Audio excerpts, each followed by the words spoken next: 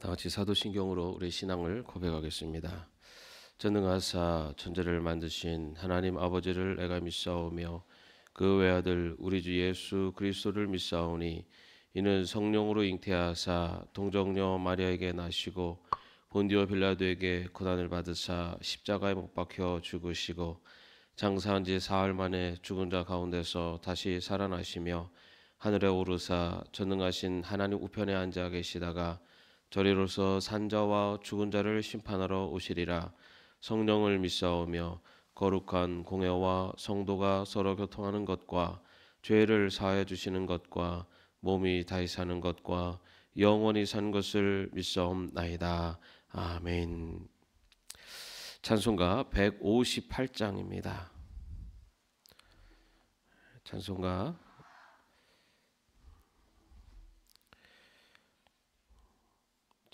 158장입니다. 158장은요, 거기 보면은 작곡의 주기철 목사님이 작곡하신 찬송입니다. 어제가 3.1절이었죠. 신사참배운동 거부운동을 펼치셨다가 돌아가신 우리 주기철 목사님 작곡하신 찬송인데요. 그 가사를 한번 생각하시면서 찬양을 부르시면은 더 큰 의미가 있을 것 같습니다. 네, 함께 찬양하겠습니다.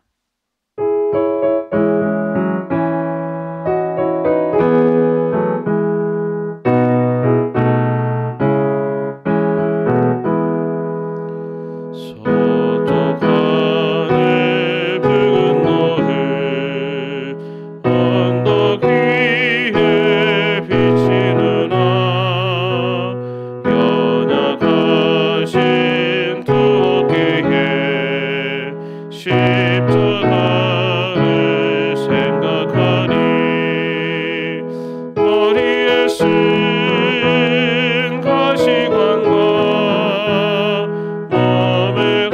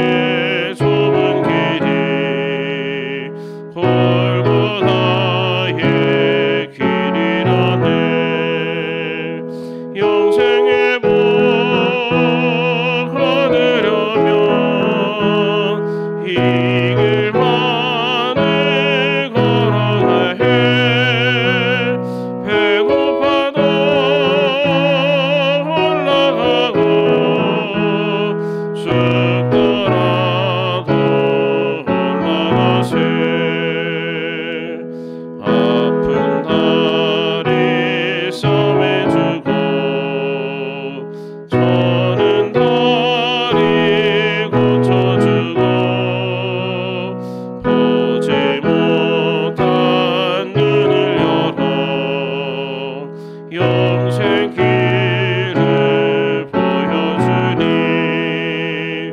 온갖 고통 다하여도 제 십자가 멀어지고 골고다의 높은 곳에 나도 가게 하옵소서. 아멘.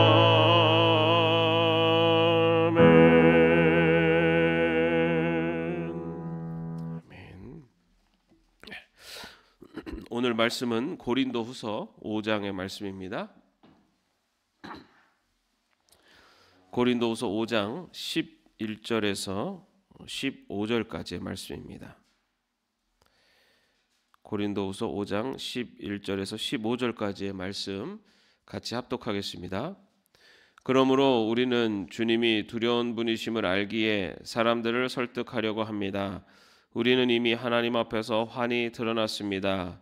여러분의 양심에도 우리가 환히 드러나기를 바랍니다. 그렇다고 해서 또다시 우리가 우리 자신을 여러분에게 지켜 세우려는 것은 아닙니다.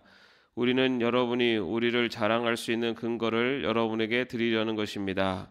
그래서 속에는 자랑할 것이 없으면서도 겉으로만 자랑하는 사람들에게 여러분이 대답할 말을 가지게 하려는 것입니다. 우리가 미쳤다고 하면 하나님께 미친 것이요, 정신이 온전하다고 하면 여러분을 두고 온전한 것입니다.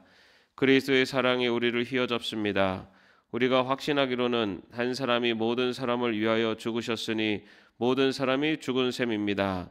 그런데 그리스도께서 모든 사람을 위하여 죽으신 것은 이제부터는 살아있는 사람들이 자기 자신들을 위하여 살아가도록 하려는 것이 아니라 자기들을 위하여서 죽으셨다가 살아나신 그분을 위하여 살아가도록 하려는 것입니다. 아멘. 우리나라의 그 범죄 검거율이 굉장히 높아졌다고 합니다. 범죄 검거율이 높아진 이유 중에 하나가 그 CCTV가 확대되면서 이제 범죄 검거율이 높아졌다고 합니다. 여러분, 우리가 무심코 지나가는 거리마다 이렇게 잘 살펴보면은 그 곳곳에 CCTV가 달려 있습니다. 2021년에 조사된 것만도요 145만 개가 CCTV가 이렇게 설치됐다고 합니다. 아마 지금은 더 많이 이제 설치되어 있을 것 같은데요. 그래서 이 문제 때문에 이게 개인 인권 침해에 대한 이슈 논쟁이 일어나기도 했습니다. 그런데 사실 따져보면 뭐 떳떳하지 못한 사람들 또는 뭐 범죄자에게는 이 CCTV가 굉장히 불편하고 어렵겠지만 일반 사람들 그냥 일반 사람들 노약자들에게는 오히려 이런 CCTV가 있으면은 조금 마음에 안정감을 가질 수 있지 않을까라는 생각도 해봅니다. 여러분, 우리가 그 하나님의 속성에 대해서 이야기할 때 이런 얘기를 하죠. 전지전능하신 분, 그죠? 세상에 못할 것이 없으신 전지전능하신 분, 또 영원불변하신 분, 영원토록 변하지 않으시는 분, 또 하나는 무소부재하신 분이란 말을 합니다. 무소부재, 어느 곳에나 계시는 분, 안 계신 곳이 없는 분이라는 뜻이죠. 하나님께서 어느 곳에나 안 계신 곳이 없다라고 한다면 내가 어느 곳을 가든 그곳에서 하나님이 나를 지켜보고 계신다라는 뜻이죠. 저는 어릴 때는 이 무소부재 하나님이 어디나 계신다는 이 이야기를 들으면서 그럼 하나님이 화장실 쫓아오시나? 저는 그런 생각까지 어릴 때 했던 기억이 있습니다. 하나님이 어느 곳에나 계신다, 무소부재하시다라는 것은 언제나 하나님이 나를 지켜보고 계신다라는 것을 내가 믿는 것을 말합니다. 고대 그리스 유명한 조각가 페이디아스라는 사람이요, 아테네에 있는 페르테논 신전을 재건하는 일을 맡게 됐습니다. 이 페르테논 신전은 아테네에서도 그 가장 높은 언덕에 위치해 있었기 때문에 아테네에 있는 사람들은 그 조각의 전면만 볼 수가 있습니다. 그런데 이 페이디아스가 그 무더운 태양볕 아래서 땀을 뻘뻘 흘리면서 이 그 조각상의 뒷면 후면부에 가서 열심히 일하는 것을 보게 됩니다. 이것을 보고 그 지켜보던 조수가 스승님 왜 이 신전은 높은 곳에 있기 때문에 아무도 그 뒷면은 보지 않는데 왜 그렇게 그곳에 이렇게 공을 들이십니까? 라고 그렇게 물었습니다.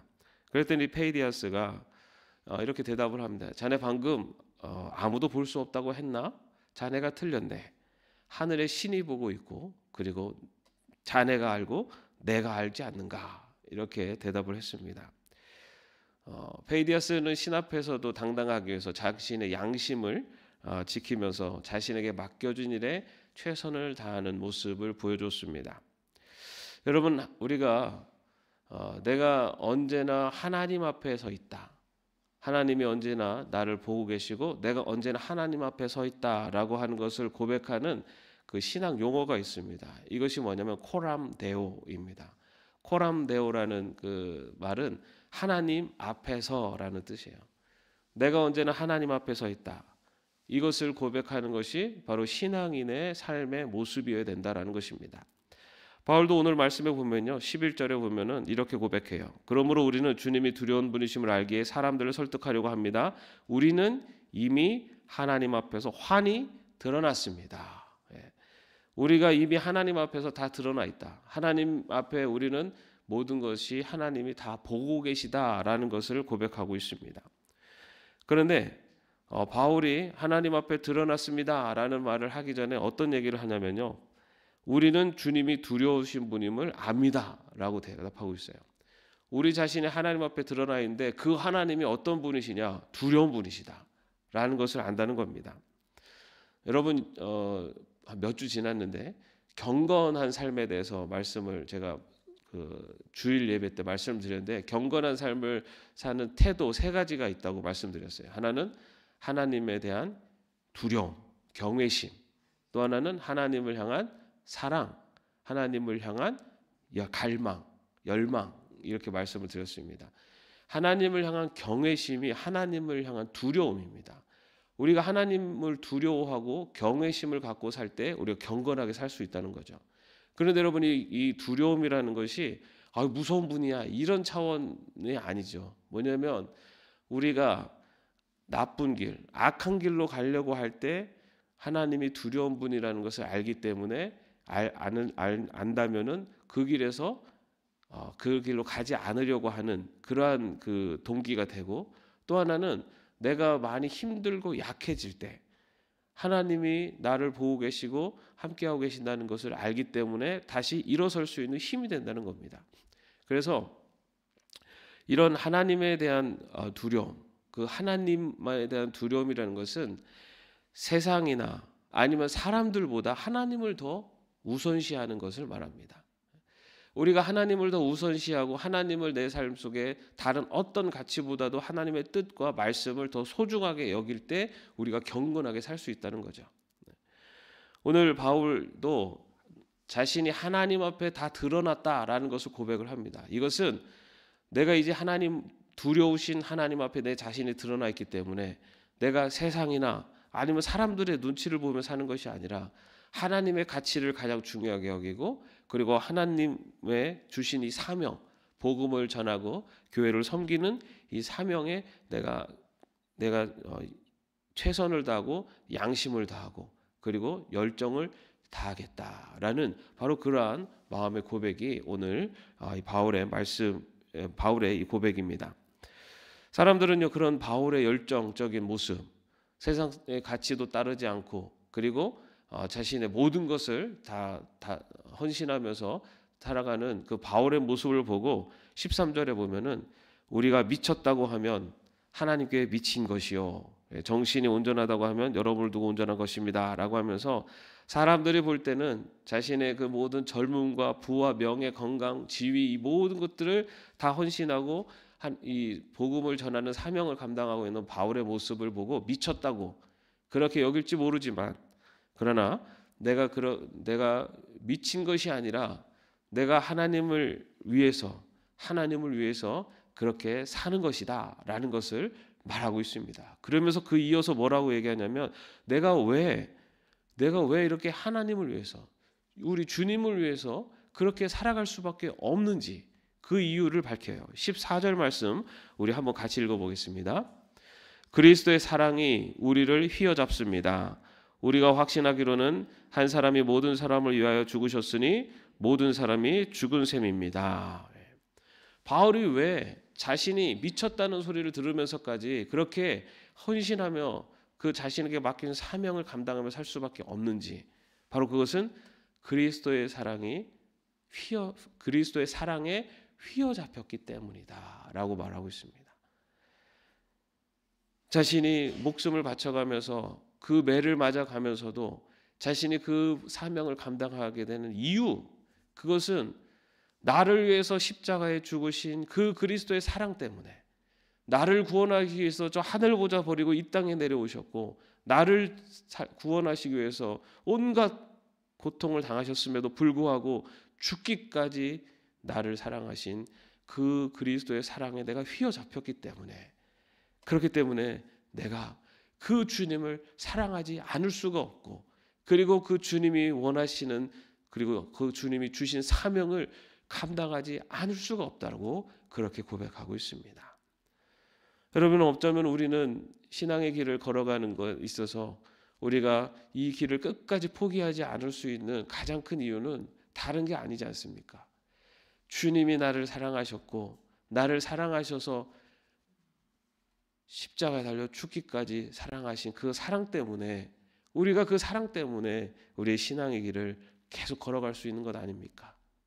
아무리 힘들어도 주님은 나보다 더 힘든 길을 걸으시면서 나를 사랑해 주셨는데, 아무리 욕을 먹어도 주님은 아무 죄가 없는데도 불구하고 사람들에게 조롱당하고 매맞으셨는데, 내가 아무리 고통스러워도 주님은 십자가에 달려 죽기까지 하시면서 나를 사랑하셨는데, 이 주님의 사랑 때문에 우리가 어떤 고통과 고난 속에서도, 그리고 어떤 어려운 상황 속에서도 그 믿음을 지켜가는 것입니다. 바울도 역시 자신이 이렇게 미쳤다는 소리를 들으면서까지도 이 신앙의 길, 복음을 전하는 이 사명을 포기하지 않는 이유는 그리스도의 사랑에 휘어잡혔기 때문이다라고 이렇게 이야기를 합니다. 그러면서 바울은 그리스도의 사랑에 휘어잡힌 자신의 모습이, 또한 그리스도의 사랑에 휘어잡힌 그리스도인들의 모습이 어떠해야 되는가라는 것을 15절에서 이렇게 이야기합니다. 우리 같이 한번 또 읽어보겠습니다. 그런데 그리스도께서 모든 사람을 위하여 죽으신 것은 이제부터는 살아있는 사람들이 자기 자신들을 위하여 살아가도록 하려는 것이 아니라 자기들을 위하여서 죽으셨다가 살아나신 그분을 위하여 살아가도록 하려는 것입니다. 그리스도의 그 사랑에 휘어잡힌 자들의 삶의 목표와 방향이 이제는 바뀌어야 된다라는 것을 말하고 있습니다. 구원받기 전에 그 옛사람의 모습을 가지고 육신대로 살아갔었던 그 모습이 아니라 이제는 그리스도를 위하여서, 주님을 위하여서 살아가는 하나님의 백성. 그래서 이제는 세상적인 것을 추구하며 세상의 가치와 그리고 사람들의 눈치를 보면서 살았다면, 이제는 하늘의 가치, 하나님의 말씀이 우리에게 말씀하시는 하늘의 가치를 쫓아 살아가고 사람들의 눈을 의식하며 살아가는 것이 아니라 하나님이 나를 보고 계시다라는 하나님의 앞에 서 있는 자로서 살아가는 것, 그것이 바로 그리스도의 사랑에 휘어잡힌 자의 삶이 되어야 된다라고 바울이 오늘 우리에게 이야기하고 있습니다. 사랑하는 성도 여러분, 우리는 예수 그리스도의 사랑 때문에 지금 이 자리에 있습니다. 예수 그리스도께서 나를 위해서 십자가에 죽으셨기 때문에, 나를 그만큼 사랑하셨기 때문에, 그 사랑 때문에 이 자리에 있고, 그리고 그 사랑을 받은 우리가 지금 이 신앙의 길을 걸어갈 수 있는 것도 우리가 또한 그분을 사랑하기 때문에, 우리가 예수님을 사랑하기 때문에 우리가 믿음을 버리지 않고 우리의 신앙의 길을 걸어갈 수 있습니다. 그리스도의 사랑에 휘어잡힌 자의 삶의 모습, 이제는 내가 죽고 주를 위해 사는 것, 이제는 세상의 가치를 추구하며 사는 것이 아니라 하늘의 가치를 추구하며 사는 것. 이제는 땅을 바라보며 사는 것이 아니라 하늘을 바라보며 사는 것. 이것이 바로 그리스도의 사랑에 휘어잡힌 성도의 모습인 줄로 믿습니다. 신앙의 길을 걸어가는 저와 여러분의 삶의 모습이 이러한 그리스도의 사랑에 휘어잡힌 자로 살아갈 수 있기를 주님의 이름으로 축원합니다. 기도하겠습니다. 주님, 우리를 위해 십자가에 달려 죽으신 그 사랑 때문에, 그 사랑을 받은 우리들이 또 주님을 사랑하기 때문에 주님, 이 신앙의 길을 걸어갑니다. 그리스도의 사랑에 휘어잡힌 하나님의 백성으로 하나님의 뜻과 또 하나님의 원하시는 삶을 살아갈 수 있는, 언제나 코람되어 하나님 앞에 서 있는 하나님의 자녀로 살아가는 저희들이 되게 하여 주시옵소서. 예수님의 이름으로 기도합니다. 아멘. 하늘에 계신 우리 아버지여, 이름이 거룩히 여김을 받으시오며 나라의 마옵시며 뜻이 하늘에서 이룬 것 같이 땅에서도 이루어지이다. 오늘날 우리에게 일용할 양식을 주옵시고 우리가 우리에게 죄진 자를 사하여 준 것 같이 우리 죄를 사하여 주옵시고 우리를 시험에 들게 하지 마옵시고 다만 악에서 구하옵소서. 대개 나라와 권세와 영광이 아버지께 영원히 있사옵나이다. 아멘.